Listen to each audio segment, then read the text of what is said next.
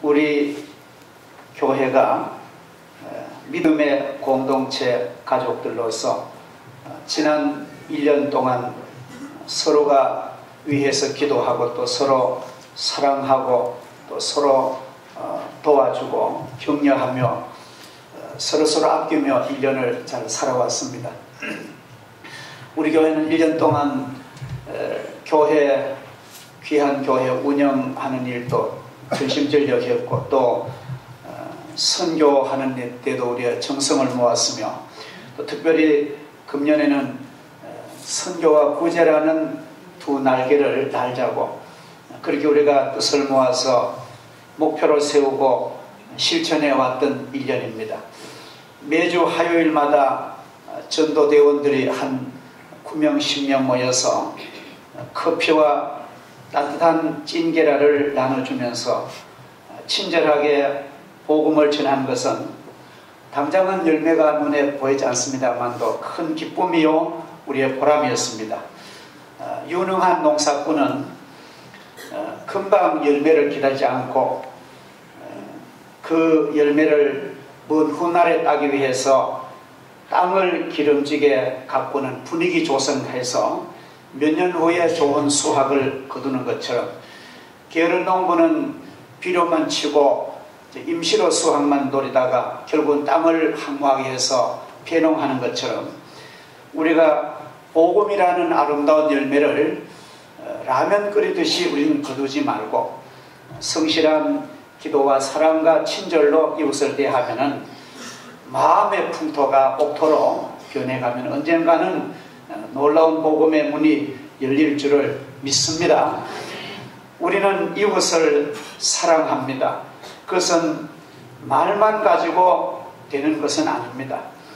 지난 몇 년 동안 꾸준하게 사랑의 반찬 도시락을 준비해서 한 2, 3일 먹을 거 반찬을 5, 6가정에 방문해서 전달하고 그냥 배달만 한 것이 아니라 그들과 얘기하며 사정을 들어주며 이렇게 봉사하며 교회를 찾아오는 어려운 분들에게 줄인 사람들에게 헐벗은 사람들에게 우리가 작은 돈이라도 베풀고 옷도 주며 우리는 부지런히 이런 관심을 가져왔습니다. 매년 늦가을에는 사랑의 자선 바제를 개최하여 그 수익금으로 힘들게 살아가는 우리 주변의 약자들에게 작은 희망과 용기의 불을 우리는 지피고 있습니다.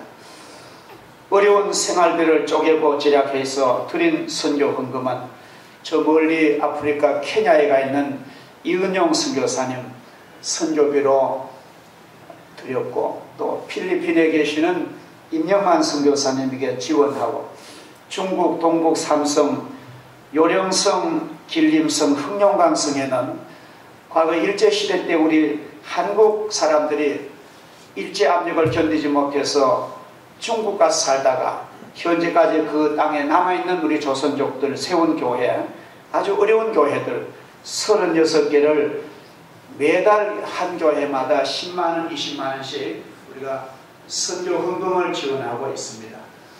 이 선교협의회는 대구에 있는 한 8개 교회가 저희 교회를 포함해서 8개 교회 힘을 모아서 매달 한 400만원 모아서 매달 중국으로 보내고 있습니다.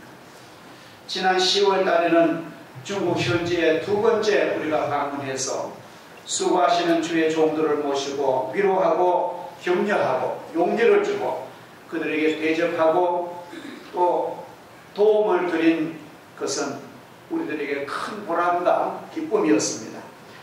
해마다 12월 대강정 기간에는 우리가 십시일반으로 구제헌금을 모아서 줄이고 헐벗은 이웃과 불우기간에 기부하는 구제행사에 금년은 어려운 경김에도 불구하고 사랑하는 성도들 뜨거운 후원으로 목표 금액이 초가 달성해지는 가운데 있습니다.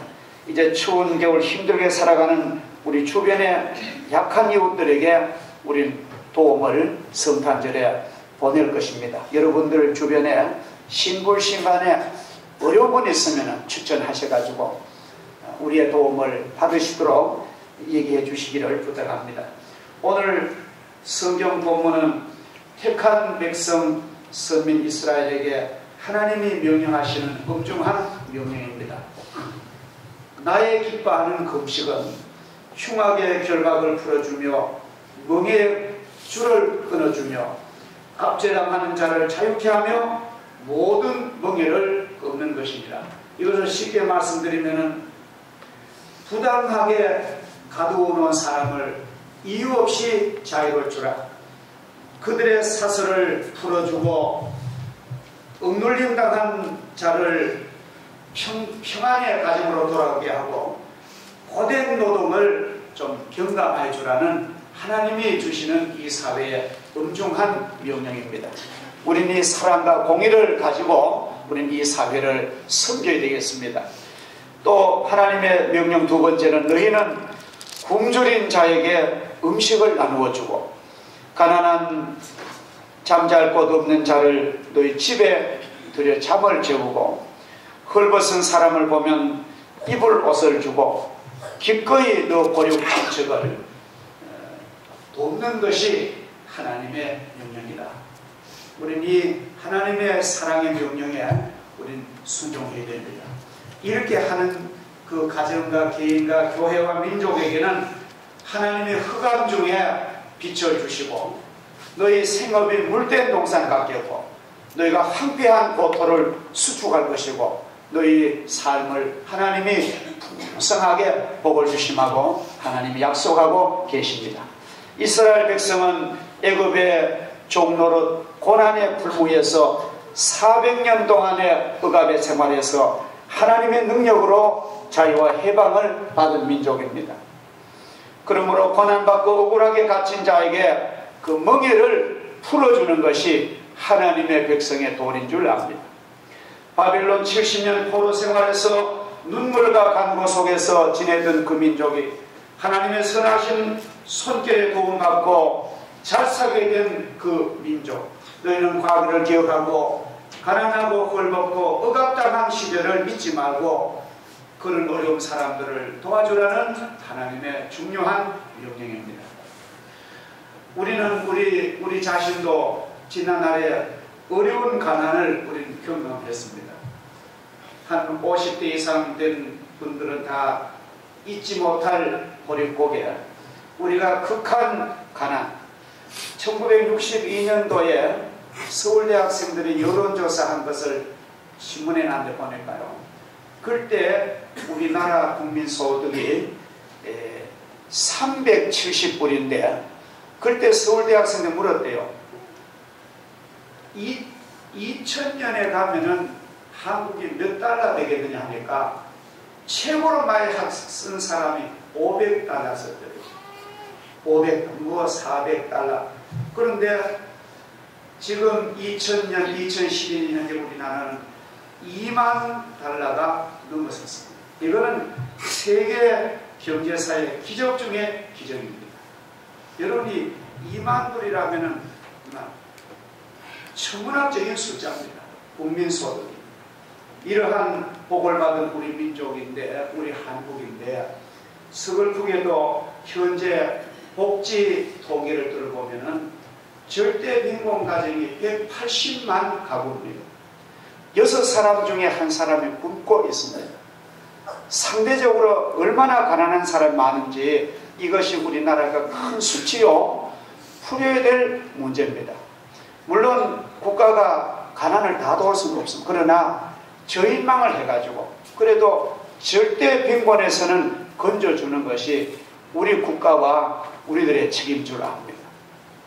그래서 우리는 지난날에 어려웠던 시절 우리가 다시 한번 잊지 말고 우리가 이렇게 잘 살게 된 우리에게 서로 나눔과 서로 베풀면서 사는 그런 삶으로 우리가 전환해야 될 줄 믿습니다. 이거는 정치가들의 그런 슬로건이 아닙니다. 우리가 해야 될 마땅한 의무라고 저는 봅니다. 여러분, 유명한 지난날의 배우 20세기 유명 스타 오스리 헵번을 잘 기억하시죠? 그는 벨기에 가난한 가정에서 태어났습니다.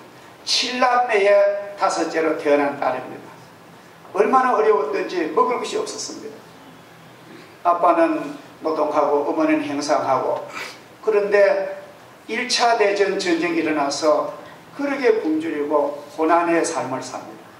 먹을 것이 없는 그 아이들에게 유엔 아동 구호 기금에서 식량을 줘가지고 오스리 헵번 그 가족이 생명을 건졌습니다. 전쟁이 끝나고 1차 대전이 1914년에 발발해서 1000만 명이 세계 인구가 죽었습니다. 전쟁이 끝난 후에 그 부모는 여기서 도저히 살게 될 것이 없어 보찜을 싸서 미국으로 이사를 갔습니다. 이사를 가서 하나님의 도우심으로 믿음 생활하는데 오스리 헵번은 유명한 일약 음악의 대스타가 됩니다. 얼마나 예쁜지 아주 인형보다 더 예쁜 금발의 아름다운 미녀 오드리 헵번. 그는 로마의 휴일이라는 세계적인 영화 속의 여주인공을 하면서 일약 세계 스타로 떠올랐습니다.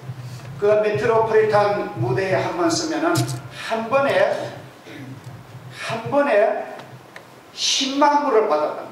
놀라운 일 아닙니까?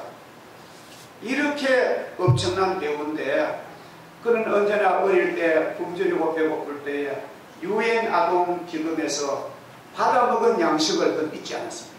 그 바쁜 그런 세계적인 배우의 삶 속에서도 언제나 유니세프의 신선대사로서 시간만 나면은 케냐라든지 나이지리아라든지 이런 루안다라든지 그런 나라 가가지고 가난한 흑인 아이들을 부둥켜 안고 도와주는 기도하는 그 모습이 우리가 잊혀지지 않습니다.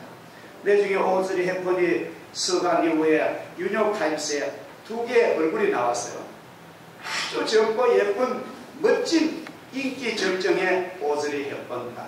옆에는 백발의 주름살 낀 노파, 허리가 구부러지고 힘이 없는 노파가 아프리카 어느 길에서 흑인 아이들 안고 사랑하고 쓰다듬는 그 사진이 걸렸는데 그 밑에 이런 글이 있었습니다. 아름답던 오드리 헵번보다가 옆에 그림이 더 우리에게 가슴에 찡한 감동을 줍니다. 잊혀지지 않습니다. 자, 우리는 개인의 힘으로 국가 사회를 변화시킬 수 없습니다. 또 그렇게 해서도 안 됩니다. 지금은 영웅이 필요한 시대가 아닙니다. 옛날에는 막 영웅이 필요했잖아요. 모세 같은 영웅. 지금은 다 지식이 공유되고 정보가 글로벌한 시대는 우리는 영웅주의가 아니라 우리가 아름다운 소시민들이 모은 사랑과 뜨거운 사랑이 바로 기적을 이뤄내는 그런 21세기에 우리는 살아가고 있습니다. 한 사람 한 사람씩 사랑의 기도 또 아름다운 물질을 모아서 우리 곁에 살아가는 함께 가는 우리 이웃들을 관심을 가지고 돌볼 때야 그것이 바로 하나님이 원하시는 아름다운 그런 백성과 국가가 될 줄 믿습니다. 구제하는 가정과 민족은 하나님이 큰 복을 주심하고 약속하십니다. 여러분 세계 국가 세계 지도를 펴놓고 남에게 받는 나라가 잘 되는지 남에게 베푸는 민족이 잘 되는지 한번 눈 열고 보십시오. 거의가 복을 받는 민족은 남에게 베푸는 그런 국가와 민족입니다. 그토 구제하여도 핏절치 않으리니 이는 주께서 너를 도우시리라. 구제하는 행위는 하나님께 구이는 것이므로 하나님께서 보상해 주신다고 약속하십니다. 우리는 하나님의 축복이 약속이 없던들 우리가 해야 될 일이기야. 하나님이 축복하신다니까 더 이것은 더 좋은 기쁨의 우리의 삶인 줄 압니다. 우리는 구제할 때에 어떤 원칙과 철학을 가져야 됩니다. 그냥 무턱대고 돕는 것은 오히려 자존심 상하고 오히려 분노를 일으키는 잘못될 수가 있는 것입니다. 우리가 하나님께 받은 선물이기에 은혜를 보답하는 겸손한 마음으로 우리 구제에 임하는 것이 기독교 구제 원칙입니다.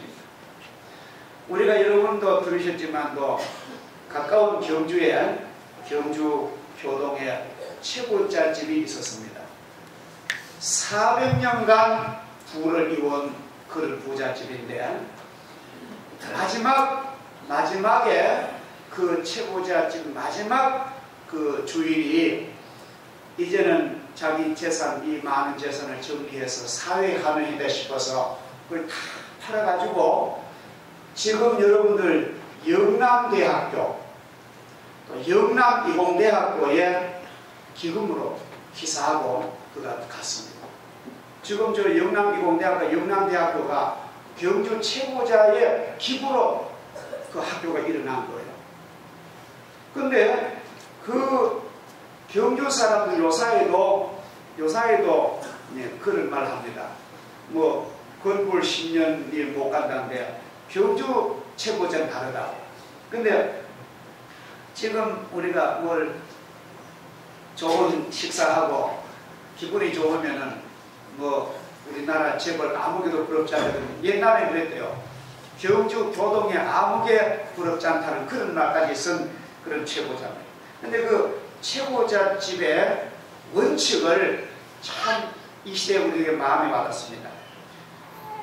첫째로는 만석 이상의 소출은 어려운 이웃에게 반드시 돌려주라. 만석이만 참 부자. 두 번째로는 흉년에는 땅을 사지 말라. 남의 불행을 이용해서 치부하지 말라는 거예요. 우리들도 이것을 여러분 꼭 실천하시기 바랍니다. 다른 사람이 불행을 이용해서 내가 돈 모은 것은 악의 시초가 되는 것입니다. 과객을 부히 대접하라. 그 최고자 집은 사랑채를 오픈하고 1년에 살 2,000가마니를 접대했었답니다. 500명이 독상에 대접할 정도로 놋그릇과 반상기가 그 부잣집에 있었답니다. 그래서 그 과객이 모여서 그 베푸는 대접을 받고 전부 너무너무 고맙다고 인사하고 그 과객들이 모여서 하는 얘기가 오늘의 트위터 같은 여론에 대한 정보의 수집이고 부잣집을 유지하는 그런 소스가 된 것을 우리가 압니다. 그 다음에는 마지막으로는 주변 백리 안에는 굶어 죽는 사람이 없게 하라. 이것이 바로 복지 경영, 오늘날 복지가 바로 그런 복지 아닙니까? 그리고 흉년에는 활인소를 열어가지고 사람을 살리는 집이라고 활인소를 열어서 많은 굶주린 사람을 오게 해서 죽을 쑤어서 그들에게 대접하고 흉년을 넘기게 하고, 최국선이라는 그 부잣집 주인 때는 이 사람이 빚을 못 갚는 이들에게는 그 차용정서를 다 불에 태워버리는 그런 놀라운 사랑의 그런 가문이 우리 경주에 있었다는 것입니다. 이게 실제적인 일 아닙니까? 마지막으로는 우리 집에 시집 오는 며느리들은 만석군 시집 오는 며느리들이 얼마나 좋겠어요. 요사이 아주 세계적인 기업에 들어가는 그 이상의 기쁨인데, 우리 최 시집에 시집 오는 며느리들은 3년 동안은 무명옷을 입어라. 시집 올 때 혼수로 은비녀 이상은 갖고 오지 말아라. 절제와 금금조약의 정신을 대대로 교육했던 그런 아름다운 가정입니다. 아마 제 생각에 저는 오늘 말씀을 가만히 준비하면서 이사야서를 읽으면서 성경의 정신이 그런 사람들과 일맥상통하는 것입니다. 오늘 우리가 이사야서 58장을 쭉 우리 집사님 부가 낭독했으면 얼마나 여러분 이 말씀이 우리 영혼에 스며들도록 집에 가셔서 또 읽고 큐티 하시고 음독하시기를 주 이름으로 축복합니다. 그 다음에는 구제하는 정신도 좋아야 되지만도 구체적인 방법 또한 연구를 해야 됩니다. 성경에는 구제하는 방법을 가장 좋은 방법으로 이렇게 예수님이 가르치십니다. 너희가 오른손이 하는 것을 왼손이 모르게 하라. 마태복음 6장 3절의 방법을 예수님은 잘 가르쳐 줬습니다. 이것은 우리가 국가나 개인이 할 때 구제의 대원칙의 방법인 줄 믿습니다.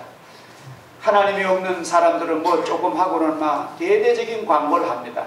텔레비에 내고 뭐 신문에 내고 자기 만족을 위해서 하는데 그것은 올바른 축복의 구제가 아니라는 것입니다.